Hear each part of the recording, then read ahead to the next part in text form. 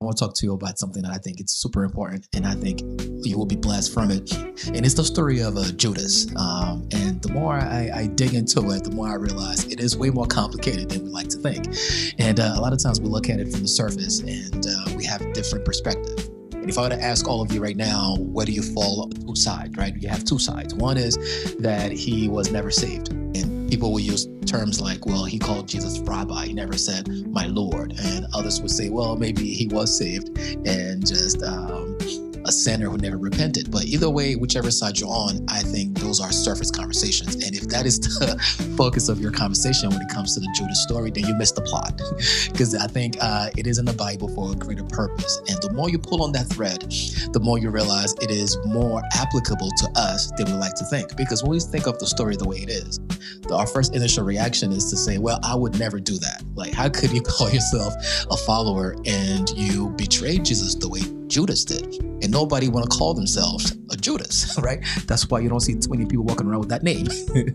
But you remove that initial layer, then what you will see is that story is a warning to all Christians. And let me explain it to you this way. So for you to really get the story of Judas, you have to go back and forth between the different Gospels, Matthew, John, and Luke. So in the book of Luke, chapter 22 says, and Satan entered Judas's heart.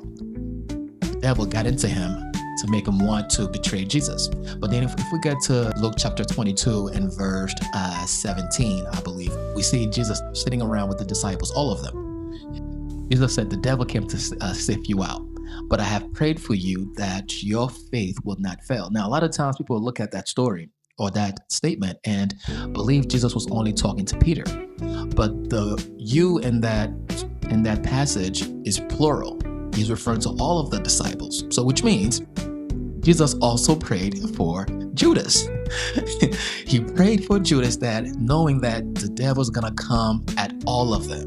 But he said, I pray that your faith would not fail. Now, notice he didn't say that you are not going to fail. He said that your faith wouldn't fail, right? Because he knew that as humans, like, we're going to have failures. But here's the lesson in this, right? This is where I think God wants to bring our attention in that story, is that when you are following God and you are doing God's will, you are seeking after God to do what he wants you to do, the devil will come after you. The devil will come after you with everything he has. And that's what happened to Judas and Peter. The devil tempted them with the thing they liked the most. For Judas, money. So the devil came with money. Oh, wow, you can make a lot more money if you just betrayed Jesus. And for Peter is like self-centered, ego, self-confidence. And the devil tempted him with, well, are you going to save yourself or stand with Jesus even when the chips are down? Instead, he chose himself. And that's why he was so sick with himself for choosing that. But ultimately, what it comes down to is what happened after you fall. This is where faith comes in. And that's what Jesus' prayer was, for that their faith would not fail. When they sinned, because that's what happened. Judas sinned and Peter sinned. When Peter did it, he had remorse. And guess what? So did Judas. In Matthew 26, we see that Judas was so upset by the fact that he betrayed Jesus, he went back to the religious leaders and trying to give the money back, and said he felt sorry that an innocent person is going to die. He felt so sorry and resentful. He wanted to give the money back, but they wouldn't take the money back. And after that, he did what he did. Same thing happened with Peter. After he denied Jesus, he repented and cried. But the difference is, when Judas went back, he did not go back to his flock, to his community. He did not have the support of the other believers. So he was by himself. And because he was left by himself, he succumbed to the shame and the guilt of what he did. And that led him to the wrong path.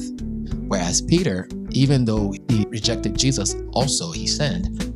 But he went back to the community. He had the support of the others, and he was able to find forgiveness and repented from it. And they had a different outcome. What the devil is going to try to do is to isolate you from the people who love you, from other believers who can help and strengthen you, to help you get back on track and build up your faith. So when we fall into sin, it's not to hide. Don't let the shame overcome us. We can get back up and keep on keeping on in the faith. But if we run away and we hide and we let shame take over, that's exactly what the devil wants to do. And you probably end up like Judas. Lesson learned is you are going to fall.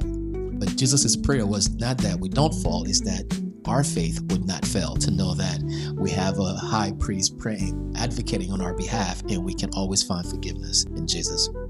As usual, read the word, meditate on the word, and up your faith.